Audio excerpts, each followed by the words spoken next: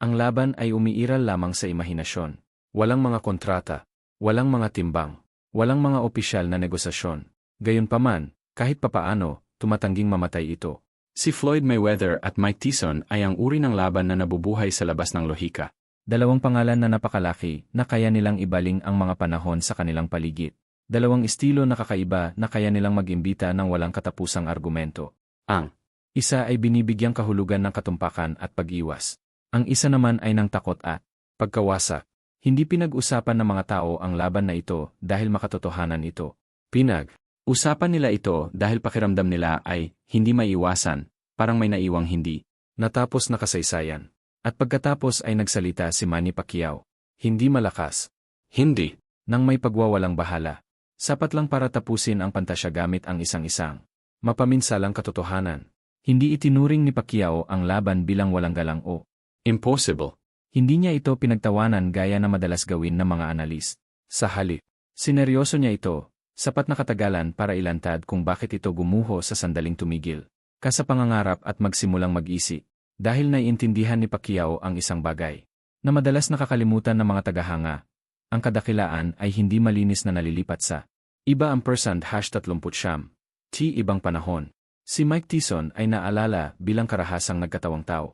Isang puwersang nagtapos sa mga laban bago pa man magsimula. Ang kanyang kalakasan ay mitologikong itinuturing na isang bagay na hindi mahahawakan, maikli, nakakatakot, absolute. Sa imahinasyon, si Tyson ay hindi kailanman mabagal. Hindi siya kailanman nag-aalangan. Hindi siya kailanman pumalya. Si Floyd Mayweather ay naalala ng iba bilang kontrol na pinahusay, bilang depensa na itinaas sa sining, bilang isang mandirigma na hindi kailanman nagbigay sa mga kalaban ng laban na gusto nila, at nanalo dahil dito. Pagsamahin ang dalawang alaalang iyon, magkakaroon ka ng kaguluhan. Ngunit si Pacquiao ay hindi tumutugon sa mga alaala. Tumutugon siya sa katotohanan at ang realidad ay malupit sa mga pantasyang laban. Alam ni Pacquiao ang kadakilaan ni Tyson dahil naiintindihan niya ang karahasan. Naranasan na niya ang mga bagyo. Nakaramdam siya ng pressure na nagbubura sa pag-iisip. Nairespeto niya ang kakayahan ni Tyson na manaig bago pa man mabuo ang ritmo. Ngunit, naiintindihan din ni Pacquiao si Mayweather sa paraang kakaunti lamang ang nakakaintindi sa mga mandirigma. Nilabanan niya ito. Nabuhay siya sa loob ng maze na iyon. At inalis ng karanasang iyon ang ilusyon. Hindi lumaban si Mayweather sa kapangyarihan. Lumalaban siya. Espasyo, hindi niya ipagpapalit ang tapang para sa kaluwalhatian. Pinagpalit niya ang panganib para sa katiyakan. At ang katiyakan, laban sa hilaw na puwersa, ay isang mapanganib na kalamangan. Hindi ininsulto ng tugon ni Pacquiao ang kahusayan ni Tyson. Inilagay ito sa konteksto. Itinuro niya ang isang bagay na hindi komportable, na ang pangibabaw ni Tyson ay nakasalalay sa maagang kontrol, maagang takot, maagang momentum. Si Mayweather ay nilikha upang tanggapin iyon. Ipinapalagay ng pantasya na si Tyson ay magiging Tyson. Tinatanong ng realidad kung magiging comfortable ba si Tyson para maging siya. Naunawaan ni Pacquiao kung gaano nakakapagod habulin ang isang taong ayaw makasama. Gaano kabilis magiging pagbabago ang agresyon. Paano lumalala ang mga pinalampas na pagkakataon sa pag-iisip bago pa man ito lumitaw sa pisikal. Naranasan na niya ang karanasang iyon. Kaya naman ang kanyang mga salita ay parang sunto. Dahil hindi ito tungkol sa kung sino ang mas malakas tumama. Tungkol ito sa kung sino nagpapasaya ang laban. Alam ni Pacquiao na hindi nanalo si Mayweather sa pamamagitan ng pagpalo sa mga alama. Nanalo siya sa pamamagitan ng pagtitiis sa kanilang pagkaini. Sa pamamagitan na pagpapahintulot sa oras na makapinsala na hindi kayang gawin ng anumang sunto. Maikli ang mga laban ni Tyson dahil sa isang dahilan. Kailangang maging maikli ang mga ito. Ang kanyang estilo ay umunlad sa agarang pagkilos. Sa pangingibabaw bago makapag-organisa ang paglaban, umunlad si Mayweather sa pagkaantala. Ang banggaang iyon ay hindi sumasabog. Nakakasakit ito. Hindi sinabi ni Pacquiao na hindi makakapaglanding si Tyson. Hindi niya sinabing mapapahiya siya ni Mayweather. Hindi niya ginawang karikatura ang alinman sa mga ito. Gumawa siya ng isang bagay na mas brutal. Ipinakilala niya sa lahat ng mga estilo ay hindi umiiral ng nag-iisa, naiiral sila sa oposisyon. At sa oposisyong iyon, madalas natatalo. Ang pantasya. Ang realidad ni Pacquiao na isang suntok ay hindi tungkol sa pagpili ng mananalo. Ito ay tungkol sa pagtatapos ng isang pag-uusap na nakabatay sa nostalgia kaysa Sa mekanika, iniisip ng mga tagahanga na si Tyson ay sumisira sa depensa dahil gusto nilang manalo ang karahasan. Dahil ang kapangyarihan ay parang tapat. Dahil ang kaguluhan ay parang patas. Ngunit ang boxing ay hindi kailanman naging patas. Palagi nitong ginagantimpalaan ang boksingero na mas nakakaintindi ng distansya, pasensya, at psikolohiya kaysa sa kanyang kalaban. Alam iyon ni Pacquiao dahil ang kanyang karera ay balansa. Linyang iyon. Siya ay eksplosibo, ngunit kapag mayroon lamang mga anggulo. Agresibo, ngunit kapag pinapayagan lamang ng ritmo. Laban kay Mayweather, ang mga kondisyong iyon ay hindi kailanman ganap na lumitaw. Ang aral na iyon ay hindi kailanman nawala sa kanya. Kaya nang tanungin tungkol kay Mayweather Tyson, hindi debatehan ni Pacquiao ang mga sunto. Nagdebat sa kontrol. Sino ang kumokontrol sa bilis? Sino ang kumokontrol sa ring? Sino ang kumokontrol sa pagkadismaya? At ang pagkadismaya, ang tahimik na pumapatay sa mga power fighter. Kapag dumating na ang pagkadismaya, lumilipas ang tiyempo, nasisira ang balance, naubos ang enerhiya, at bigla nagsimulang mabasag ang mito. Naunawaan ni Pacquiao na ang aura ni Tyson ay nakasalalay sa katiyakan. Sa paniniwala ng mga kalaban na natalo na sila, hindi tinatablan si Mayweather ang aura. Hindi siya nagmamadali, hindi siya natatakot sa lakas ng tunog. Hindi siya nagbibigay ng emosyonal na feedback. Iyan ang lason para sa pananako.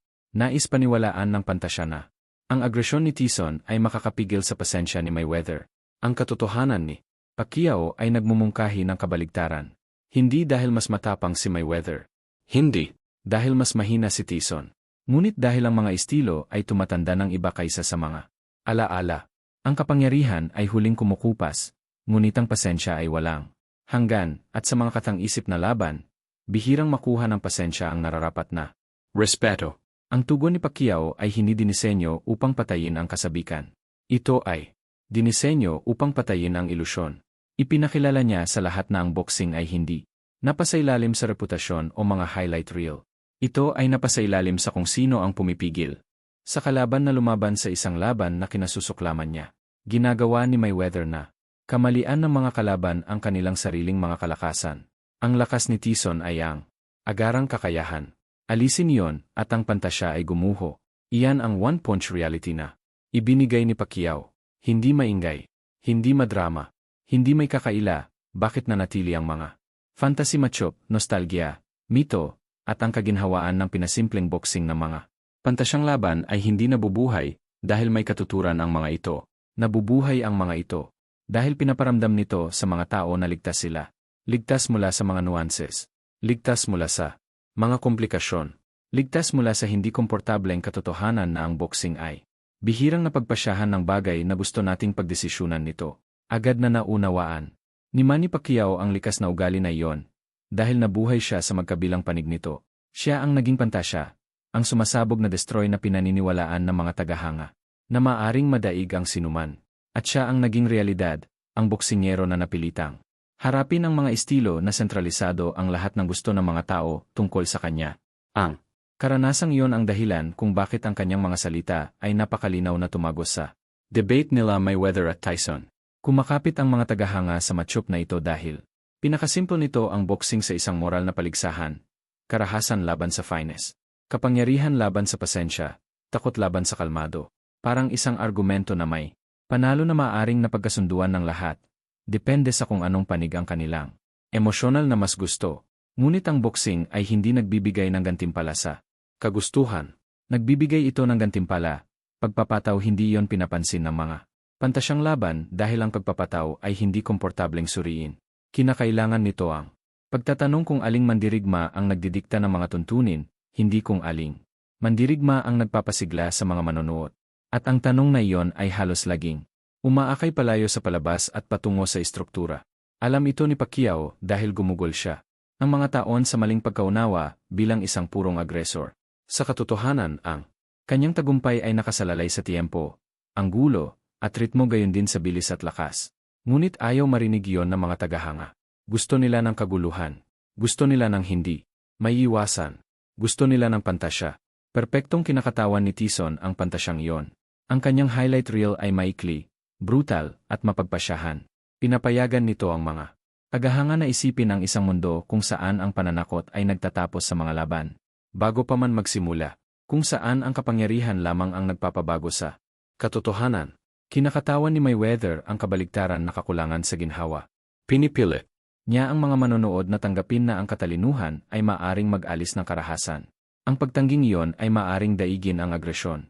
Ang disiplinang iyon ay maaring makaramdam ng nakakabagot at maaari pa ring maging mapaminsala. Naramdaman na mismo ni Pacquiao ang kakulangan sa ginhawa na iyon. Alam niya kung gaano nakakadismaya ang labanan ang isang taong hindi ka hinahayaang maging sarili mo. Isang taong nag-alis ng iyong mga paboritong armas nang hindi ito ipinahayag. Isang taong hindi nagbibigay sa iyo ng mga palitan na iyong nakasanayan. Kaya mahalaga rito ang pananaw ni Pacquiao. Tinatanggal ng mga pantasyang laban ang konteksto. Pinapatigil nito ang mga mandirigma sa kanilang pinakamagagandang sandali at ang kunwaring oras, adaptasyon, at oposisyon ay hindi umiiral. Si Tyson ay palaging ang person quote, Prime Tyson, ang person quote. Si Mayweather ay palaging ang person quote, Defensive Mayweather, ang person quote, ang mga katotohanan sa pagitan, pagkapagod, pasensya, pagguho ng isip ay hindi pinapansin. Tumanggi si Pacquiao na baliwalain ang mga ito. Naunawaan niya na ang dominasyon ni Tyson ay nakasalalay sa emosyonal na pagbagsak kulad ng pisikal na pinsala. Nababaliw ang mga kalaban bago pa man sila tuluyang maubos ng mga suntok. Ang epektong iyon ay nakasalalay sa takot, momentum, at paniniwala. Hindi nag-aalok si Mayweather ng paniniwala. Hindi siya nagmamadali. Hindi siya emosyonal na tumutugon. Hindi niya pinapatunayan ng pananakot.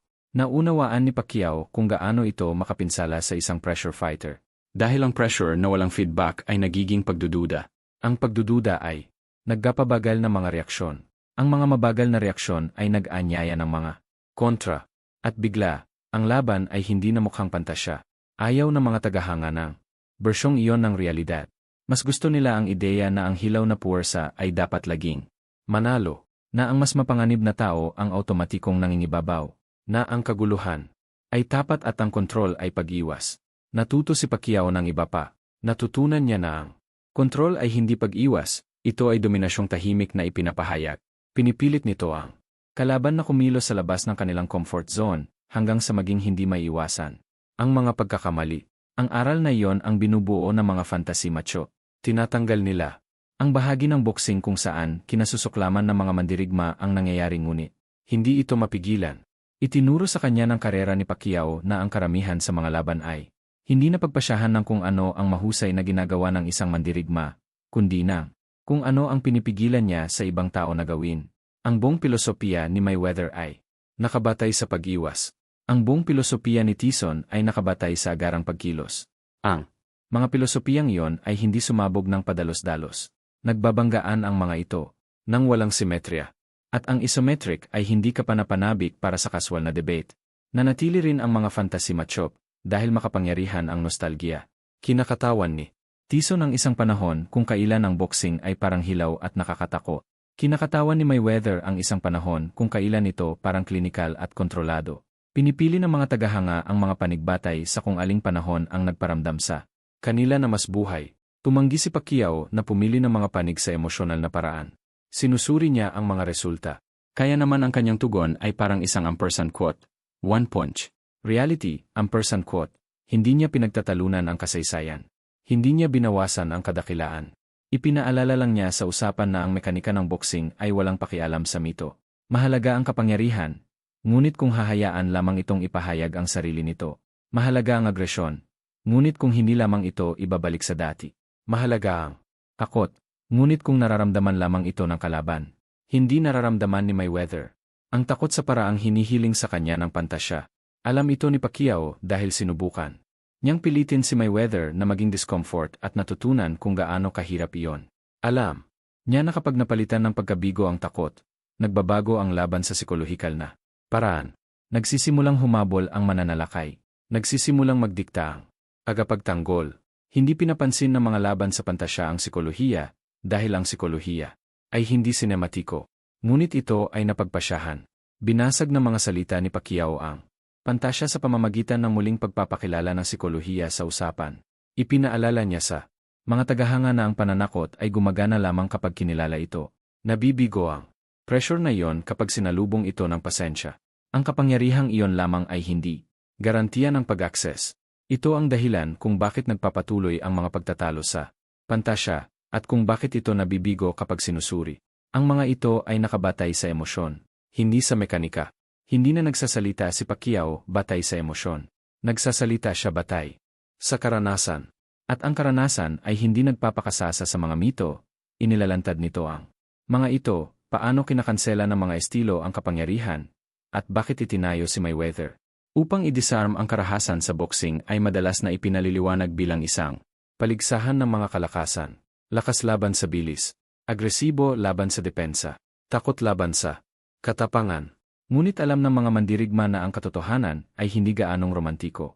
Ang boxing ay isang paligsahan ng pagtanggi. Ang mananalong mandirigma ay kadalasang siyang unang nag-aalis ng pinakamahusay na opsyon ng kalaban. Hindi gamit ang puwersa, kundi sa pamamagitan ng pagpoposisyon, tiempo, at psikolohiya. Kaya naman ang pananaw ni Manny Pacquiao kay Mayweather laban kay Tyson ay may malaking epekto. Naunawaan niya na ang mga estilo ay hindi pantay na nagbabanggaan. Pili-pili lamang ang pagbubura ng mga ito sa 1% #30 T1. At ang estilo ni Mayweather ay dinisenyo upang burahin ang kapangyarihan. Ang mga power fighter ay nangangailangan ng tatlong bagay para gumana: kalapitan, ritmo, at emosyonal na momentum. Alisin kahit isa sa mga iyon, ang kapangyarihan ay magiging hindi episyente. Alisin lahat ng tatlo, ang kapangyarihan ay magiging nakakapagod. Si Mayweather ay dalubhasa sa pag-alis ng lahat ng tatlo nang hindi tila gumagawa ng kahit ano. Alam ito ni Pacquiao dahil naramdaman niya ito. Naranasan niya kung paano pino ang pagtanggi ni Mayweather sa espasyo na hindi mo namamalayan na wala na ito. Hangga ang #30 T hindi mo inaabot. Kung paano niya ginugulo ang ritmo sa pamamagitan ng pagtangging makipag-ugnayan sa mga nahuhulaang ritmo. Kung paano niya ginugutom ang mga kalaban sa emosyonal na paraan sa pamamagitan ng pagbibigay sa kanila ng walang may tutugon. Binabago ng karanasang iyon kung paano mo nakikita ang mga fantasy macho. Magpakailanman. Ang kapangyarihan ni Tyson ay totoo, napakalaki, nakakatakot, kakaiba sa kasaysayan. Ngunit umunlad ito sa agarang paglapit, sa mabilis na distansya ng pagsasara, sa pagtalo sa mga kalaban bago pa sila makapag-isip. Ang kanyang tagumpay ay nakasalalay sa pag-compress ng oras. Pinalawak ni Mayweather ang oras. Pinalawak niya ang mga round. Pinalawak niya ang mga palitan. Pinalawak niya ang pagkabigo. Naunawaan ni Pacquiao kung gaano kalaki ang nakamamatay na paglawak na iyon. Alam niya na kapag bumagal ang isang laban-laban sa iyong kalooban, hindi nawawala ang kapangyarihan, ngunit nagiging mas mahirap itong gamitin ng malinis. Nagsisimula kang mag-load. Nagsisimula kang pumipigil na mga sandali. At ang mga pilit na sandali ang pinagpiestahan ng mga depensibong mandirigma. Hindi kailangang saktan ni Mayweather ang mga power fighter ng maaga. Kailangan niya mas matagal kaysa sa kanilang katiyakan na saksihan ni Pacquiao ang paulit-ulit na padron na iyon sa buong karera ni Mayweather. Dumarating ang mga mandirigma na may kumbiyansa sa kanilang kakayahang magpataw ng panganib. Umiiwan silang nalilito kung bakit hindi kailanman nangyari ang panganib sa paraang kanilang inaakala. Ang kalituhang iyon ay mas mabilis na umuubos ng enerhiya kaysa sa mga palitan. Hindi pinapansin ng mga pantasyang laban ang pagkaubos na iyon. Iniisip nila na maayos na lumapag si Tyson dahil gusto nilang maniwala na ang puwersa ay pumuputol sa estruktura. Ngunit ang estruktura ay umiiral na partikular upang i-redirect ang puwersa. At ang estruktura ni Mayweather ay hindi static, ito ay adaptive. Patuloy niyang inaayos ang distansya. Binabago niya ang tempo ng hindi ito sinenyasan. Pinipilit niya ang mga kalaban na mag-reset ng paulit-ulit. Naunawaan ni Pacquiao kung gaano kamahal ang mentalidad nito. Laban kay Mayweather, hindi naramdaman ni Pacquiao na lumuluha siya. Pakiramdam niya ay naantala. Sa tuwing sinusubukan niyang bumuo ng momentum, nawawala ang sandali. Sa tuwing iniisip niyang may puwang, gumagalaw ito. Ang pagkaantala na iyon ay naiipon. Ginagawa nitong kawalan ng tiyaga ang pagmamadali. Ang kawalan ng tiyaga ay nakamamatay para sa mga power fighter. Ang dominasyon ni Tyson ay nakasalalay sa katiyakan. Katiyakan na ang presyon ay sisira sa resistensya. Kapag ang katiyakang iyon ay kumupas, binabago ng agresyon ang karakter. Ito ay nagiging naghahanap sa halip na magpataw. At ang paghahanap ay lumilikha ng mga bakanting pagkakataon na wala noon. Alam ni Pacquiao na si Mayweather ay naninirahan sa mga bakanting iyon. Ito ang dahilan kung bakit hindi itinuturing ni Pacquiao ang laban bilang isang sagupaan ng mga lama. Itinuring niya ito bilang isang sagupaan ng mga pilosopiya sa pagkontrol. Isa na nakabatay sa acceleration. Isa na nakabatay sa pagpipigil. Ang acceleration ay kamangha-mangha. Ang pagpipigil ay nakakasakal. Ang palabas ay nananalo sa mga debate. Ang pagkakamali ay nananalo sa mga laban. Bihirang kilalanin ito ng mga talakayan sa pantasya dahil ang pagkakamali ay hindi mukhang kabayanihan. Mukhang umiiwas. Mukhang nakakabago. Mukhang pag-iwas sa mga hindi nakakaintindi kung ano ang iniiwasan. Naunawaan ni Pacquiao ang pag-iwas sa pinakamataas na antas. Alam niya na ang pag-iwas ay hindi takot, kundi pagpili. Pagpili kung aling mga panganib ang tanggap at alin ang hindi kinakailangan. Ang henyo ni Mayweather ay lubusang inaalis ang hindi kinakailangang panganib kaya ang #30 napagkamalan ito ng mga kalaban bilang pagiging pasibo. Laban sa mga power fighter, ang pagiging pasibo na iyon ay isang bitak. Mas malakas ang kanilang pagindayog, mas malalim ang kanilang ginagawa. Pinagpapawisan nila ang kanilang mga sarili sa pagsisikap na magpataw ng puwersa sa isang estrukturang dinisenyo upang tanggapin at ilipat ito. Sinasabi sa kanya ng karanasan ni Pacquiao na ang estilo ni Tyson ay mapipilitan sa bitag na iyon. Hindi dahil kulang si Tyson sa kasanayan, kundi dahil ang kanyang estilo ay nangangailangan ng kooperasyon mula sa kalaban. Nangangailangan ito ng pakikipag-ugnayan. Hindi nakipagtulungan si Mayweather. Itinatanggi niya ang laban na gusto ni Tyson hanggang sa mawala na ang bersyon ni Tyson na maaring manalo. Hindi yon. Nangangailangan ng kahihiyan. Nangangailangan ito ng pasensya. Alam ni Pacquiao na mas matimbang ang pasensya kaysa sa kapangyarihan kapag ang kapangyarihan ay nakasalalay sa emosyon. At ang pananakot ni Tyson ay umaasa sa emosyonal na pangingibabaw gaya ng pisikal na pinsala. Hindi pumayag si Mayweather sa emosyonal na kalagayan. Iniisip ng mga pantasyang laban na maayos na nakalagay ang kapangyarihan ni Tyson dahil natigil ang sandali bago pa man magkaroon ng pag-adjust. Ngunit ang buong karera ni Mayweather ay nakabatay sa pagsasaayos. Hindi niya nilalabanan ang kung ano ka noon. Nilalabanan niya ang kung ano ka ngayon sa ilalim ng pressure. Naranasan ni Pacquiao ang ebolusyong iyon sa kalagitnaan ng laban. Alam niya kung gaano kabilis nagiging kalkulasyon ang kumpiyansa laban kay Mayweather at pinapabagal ng kalkulasyon ang lakas. Ito ang dahilan kung bakit napakahirap tumama sa ampersand quote. One-punch reality ampersand quote ni Pacquiao. Hindi niya binabalewala ang kadakilaan ni Tyson. Ipinapaliwanag niya kung bakit ang kadakilaan lamang ay hindi nagdidikta ng mga resulta. Ang mga estilo ay hindi nakakamit sa kalagitnaan. Ang isa ay nagpapataw. Ang isa naman ay lumalaban. At sa boxing, ang paglaban ay kadalasang nananalo kapag ito ay sapat na disiplinado upang magtagal. Ang katotohanan ni Pacquiao ay hindi comfortable dahil nagmumungkahi ito ng isang bagay na ayaw tanggapin ng mga tagahanga, na ang karahasan. Nang walang akses ay walang kabuluhan. Ang kapangyarihang walang pahintulot ay nagiging paggawa. At ang paggawa ay pinapaboran ang boksingero na mas kaunti ang ginugugol. Sa Mayweather may pinakakaunti ang ginugugol. Ang ekonomiyang iyon ay hindi nakikita sa mga debat sa pantasya. Ngunit ito ay mapagpasyahan sa mga totoong laban sa pagitan ng lakas at pasensya. Bakit ang estilo ni Pacquiao ang nagbibigay sa kanya ng pinakamalinaw na pananaw ni Manny Pacquiao ay nasa pambihirang espasyo sa pagitan nina Mike Tyson at Floyd Mayweather. Naunawaan niya ang kapangyarihan hindi bilang isang ideya, kundi bilang responsibilidad. Alam niya ang ibig sabihin ng humakbang ng may layunin, ang mangibabaw, ang pilitin ang mga palitan bago makahinga ang isang kalaban. Itinayo ni Pacquiao ang kanyang pag-angat sa kontroladong agresyon, sa bilis na lumikha ng kaguluhan, sa mga anggulo na naging oportunidad para sa pressure. Ngunit naunawaan din niya ang pasensya. Dahil naabot niya ang mga limitasyon nito, pinilit siya ng karera ni Pacquiao na matutunan kung saan nagtatagumpay ang agresyon, at kung saan ito natatapos.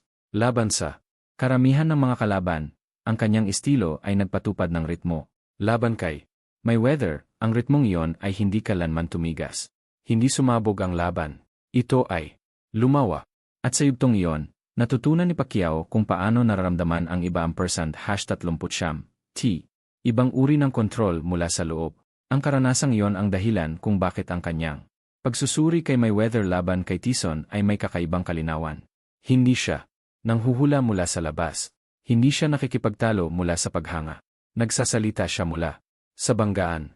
Ang estilo ni Pacquiao ay nakasalalay sa pag-access, sa kakayahang pumasok, lumabas, at muling pumasok bago muling mag-reset ang mga depensa. Laban sa mga mandirigmang nakipaglaban, ang pag-access na iyon ay sagana. Laban kay Mayweather, nirarasyon ang pag-access. Naramdaman ni Pacquiao ang nangyayari kapag ang migrasyon ay kailangang makipagnegosasyon para sa pahintulo. Binabago ng negosyong iyon ang lahat. Inaako ng mga power fighter ang pag-access. Pinapalakas ito ng kanilang pagsasanay. Pinalalapit nila ang distansya. Pinipilit nila ang mga palitan. Nilulupig nila ang espasyo. Kapag tinanggihan ang palagay na iyon, dapat umangkop ang kanilang estilo, o mali. Sapat na. Umangkop si Pacquiao upang makipagkumpetensya.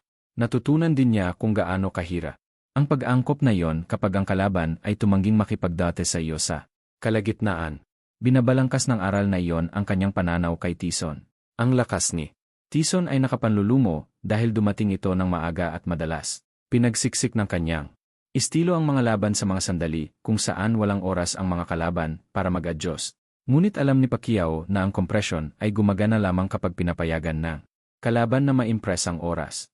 Ginagawa ni Mayweather ang kabaligtaran. Pinahaba niya ang mga sandali. Pinapabagal niya ang pagmamadali. Pinaparamdam niya sa mga mandirigma. Nahuli sila kahit na hindi naman. Ang manipulasyon ng oras ay banayad, ngunit lubos nitong binabago ang sikolohiya ng laban. Naunawaan ni Pacquiao ng malalim ang sikolohiyang iyon. Alam niya na kapag ang pagmamadali ay naging paghabol, ang laban ay humihilik. Ang agresyon ay nagiging pagsisikap sa halip na presyon. Ang kapangyarihan ay nagiging paggawa sa halip na banta, at pinapaboran ng paggawa ang mandirigmang gumugol na mas kaunting enerhiya upang makamit ang parehong kontrol. Nakabatay si Mayweather sa ekonomiyang iyon. Ang estilo ni Pacquiao ay nasa pagitan ng agarang pagkilos ni Tyson at ng pagpigil ni Mayweather. Kailangan niya ng momentum, ngunit kailangan din niya ng tiempo. Agresibo siya, ngunit kapag may mga anggulo lamang. Ang hybrid na pag-unawang iyon ay nagbibigay daan sa kanya upang makita kung saan bumagsak ang pantasya. Naiisip ng mga tagahanga na natalo ni Tyson si Mayweather dahil iniisip nila ang agresyon bilang patuloy na puwersa. Alam ni Pacquiao na marupok ang agresyon. Depende ito sa ritmo, paniniwala, at feedback. Alisin ang feedback at mawawalan ng direksyon ang agresyon. Inaalis ni Mayweather ang feedback. Hindi siya nagbibigay ng mga reaksyon. Hindi siya nagpapakita ng pagkailang. Hindi niya napatunayan ang pressure. Natutunan ni Pacquiao kung gaano ito nakakadestabilize. Alam niya na kapag hindi mabasa ng isang mandirigma ang kalaban, gumagapang ang pagdududa. Pinapabagal ng pagdududa ang mga kombinasyon. Ang mas mabagal na mga kombinasyon ay nagbibigay ng mas maraming oras sa depensa. At ang oras ay kakampi ni Mayweather. Ang chain reaction na yon ay hindi nakikita sa mga debate sa pantasya. Ang pananaw ni Pacquiao ay tumatangis dahil naiintindihan niya kung saan nararamdaman ng mga power fighter na pinakamalakas at kung saan sila nararamdaman na pinakamahina. Alam niya na ang kahinaan ay hindi lumalabas bilang tako.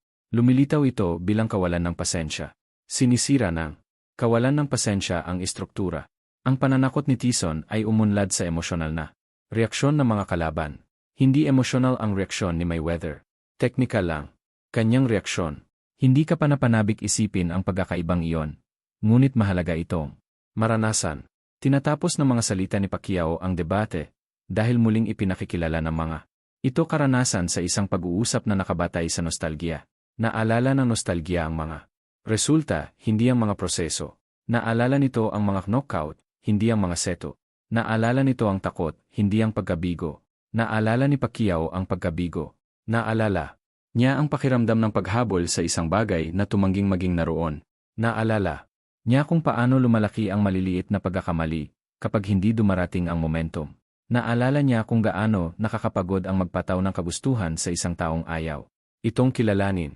Ang alaalang iyon ang humuhubog sa kanyang pananaw kay Tyson. Yes, Mayweather nang higit pa sa anumang highlight reel. Hindi ibinababaliwala ni Pacquiao ang kakayahan ni Tyson na saktan si Mayweather. Kinukwestiyon niya kung naipapahayag ba ni Tyson ang kakayahang iyon ayon sa kanyang mga kagustuhan. At sa boxing, mas mahalaga ang mga kagustuhan kaysa sa talento. Ito ang dahilan kung bakit ang ampersand quote, One Punch Reality ampersand quote, ni Pacquiao ay hindi nagpapasiklab ng debate. Ito ang nagtatapos dito.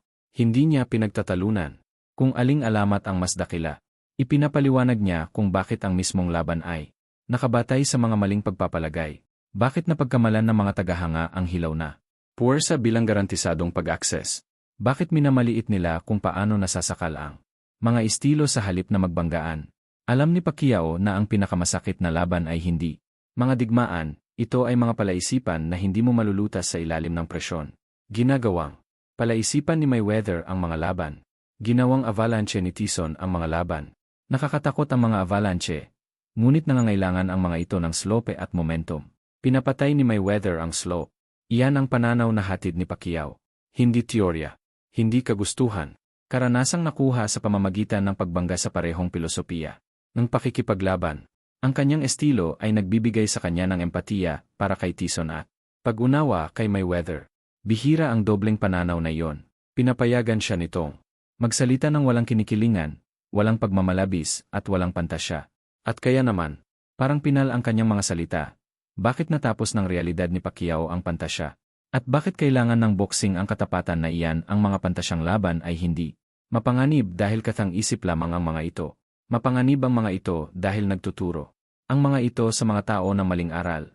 Mas naunawaan ito ni Manny Pacquiao kaysa sa karamihan dahil naranasan niya ang mga bunga ng hindi pagkakaunawaan kung paano kalaga gumagana ang boxing. Alam niya na ang mga alamat ay nakakaramdam ng kasiyahan, ngunit pinapahina nito ang esport sa isang bagay na hindi naman talaga. Pinapalitan nila ang mekanika, ang emosyon. Pinapalitan nila ang istruktura ng nostalgia. Kaya naman mahalaga ang kanyang tugon kay Mayweather laban kay Tyson. Hindi dahil may pinili itong panik, kundi dahil tumanggi itong maglaro. Hindi iniintindi ni Pacquiao ang pantasya. Binasag niya ito sa pamamagitan ng pagbabalik ng usapan sa mga unang prinsipyo. Ipinakilala niya sa lahat na ang boxing ay hindi isang banggaan ng reputasyon, ito ay isang pagpapataw ng mga kondisyon. At ang boksingero na kumokontrol sa mga kondisyon ay halos laging kumokontrol sa resulta. Hindi comfortable. Ang katotohanan iyon, dahil inaalis nito ang romansa sa debate, gusto ng mga tagahanga na ang mga laban ay napagdesisyunan sa pamamagitan ng katapangan, bangis at puso. Gusto nilang magtagumpay ang karahasan dahil ang karahasan ay parang tapa, parang primal, parang patas. Ngunit ang boxing ay hindi kailanman naging patas. Ginagantimpalaan nito ang katalinuhan. Ginagantimpalaan nito ang pasensya. Ginagantimpalaan nito ang pagtitimpi na nagbabalat kayo bilang pagiging simple. Itinayo ni Mayweather ang isang buong karera sa realidad na iyon. Itinatag ni Tyson ang kanyang sarili sa pagpapaliit ng oras hanggang sa bumagsak ang mga kalaban. Parehong balido ang parehong pamamaraan. Parehong mahusay sa kasaysayan. Ngunit hindi sila maaring palitan. Inilalantad ng realidad ni Pacquiao ang depekto sa pag-iisip ng pantasya. Ang palagay na otomatikong lumalawak ang kadakilaan. Ang kapangyarihang iyon ay malinaw na isinasalin sa iba ang #30 ibang konteksto. Ang pananakot na iyon ay gumagana ng magkapareho laban sa bawat kalaban. Hindi. Ang mga estilo ay mga ekosistema. Nangangailangan sila ng kooperasyon mula sa kalaban upang umunlad. Kailangan ni Tyson ng pakikipag-ugnayan. Kailangan niya ng takot upang makilala. Kailangan niya ng emosyonal na reaksyon ng mga kalaban. Hindi nakipagtulungan si Mayweather.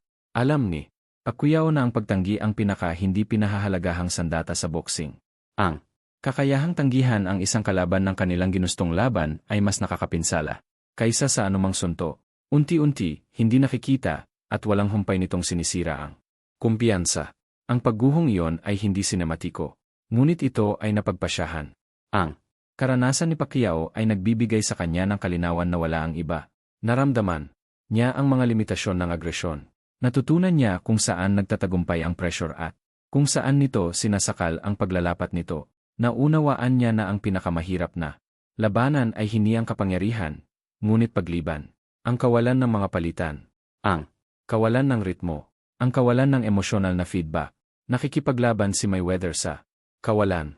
Pinapatay ng realidad na iyon ang pantasya ni Tyson nang hindi nirerespeto si Tyson mismo. Mahalaga ang katapatan ni Pacquiao dahil ang kultura ng boxing ay kadalasang nagbibigay gantimpala sa pagmamalabis.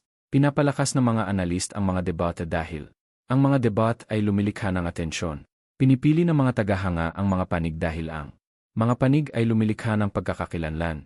Ang mga laban sa pantasya ay umuunlad dahil Pinapanatili nitong buhay ang mga pag-uusa.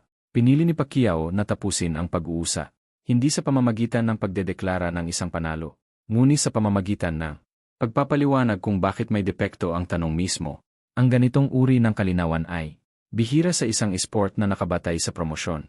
Karaniwang hinihikayat ang mga mandirigma na palakasin ang mito, hindi sirain ito, upang ibenta ang posibilidad, hindi ang probabilidad. Hindi na kailangang ibenta ni Pacquiao ang anuman. Ang kalayaang iyon ang nagbibigay ng bigat sa kanyang mga salita. Hindi siya namuhunan sa pagpapanatili ng pantasya. Namuhunan siya sa paggalang sa kasanayan, sa pagpapaalala sa mga tao na ang boxing ay isang disiplina ng mga detalye, hindi isang teatro ng mga sukdulan, na ang karahasan ng walang pag-akses ay nasasayang. Ang kapangyarihang walang pahintulot ay nagiging trabaho, at ang trabaho ay pinapaboran ang mandirigmang kumokontrol sa bilis. Hindi pinapansin ng mga debate sa pantasya ang pagkapagot. Hindi nila pinapansin ang pagkabigo. Hindi nila pinapansin ang adaptasyon. Hindi ginagawa ito ni Pacquiao. Alam niya kung gaano kabilis magbago ang isang laban kapag hindi nangyari ang inaasahan. Alam niya kung gaano kadelikado ang habulin ang isang bersyon ng laban na hindi naman dumarating. Alam niya kung gaano pinsala ang labanan ang isang taong tumatangging patunayan ang iyong mga kalakasan. Ang kalamang iyon ang nagbibigay impormasyon sa lahat ng sinasabi niya tungkol kay Mayweather laban kay Tyson. Ang kanyang ampersand quote, One Punch Reality ampersand quote, ay hindi pagmamali. Ito ay pagwawasto. Hiniling nito sa mga tagahanga na itigil ang pag-iisip na ang mga highlight reel ay nagbabanggaan at simulang isipin ang mga sistemang pakikipag-ugnayan. Itigil lang pagtatanong kung sino ang mas malakas na tumatama at simulang magtanong kung sino ang magpapasya kung ano ang hitsura ng pagtama. Ang pagbabagong iyon ay nagtatapos sa pantasya ng malinis. Dahil kapag tinanggap mo na ang boxing ay tungkol sa kontrol sa halik na puwersa, maraming mito ang nawawalan ng kanilang kapangyarihan. Ang pinakamaingay na naglalaban ay hindi na otomatikong ang pinakadelikado. Ang pinakanakakatakot na hegle real ay hindi na ginagarantiyahan ng dominasyon. Ang sariling karera ni Pacquiao ay sumasalamin sa aral na iyon. Ang kanyang kadakilaan ay hindi lamang bilis o agresyon, kundi ang kakayahang umangkop. Nang ang kakayahang umangkop ay umabot sa ganap na kontrol, nagbago ang laban. Ang alaalang iyon ang nagbibigay impormasyon sa kanyang katapatan. Ngayon, hindi nila pinoprotektahan si Mayweather. Hindi niya minamaliit si Tyson. Pinoprotektahan niya ang pag-unawa. At ang pag-unawa ang higit na kailangan ng boxing. Kaysa sa walang katapusang debate, ang mga laban sa pantasya ay palaging iral. Bahagyang mga ito ng kultura ng esport. Pinapanatili nitong buhay ang kasaysayan. Pinasisigla nito ang imahinasyon. Ngunit hindi ito dapat palitan ang paggalang sa mga mekaniko. Ipinapaalala sa atin ni Pacquiao na ang imahinasyon ay dapat na yumuko sa realidad kalaunan. Dahil lang, realidad ang kinaroroonan ng mga mandirigma. At sa realidad, ang mga laban ay hindi napanalunan ng kung sino ang mukhang pinakamapanganib, kundi ng kung sino ang nagkapahina sa kapwa. Iyan ang katotohanang ibinigay ni Pacquiao. Isang sunto. Walang drama. Walang ilusyon. Boxing lang, ipinaliwanag ng isang taong nakaramdam na ng lahat ng ito. At kapag malinaw na sinasabi iyan ng realidad, wala nang natitirang patutunguhan ang pandasya.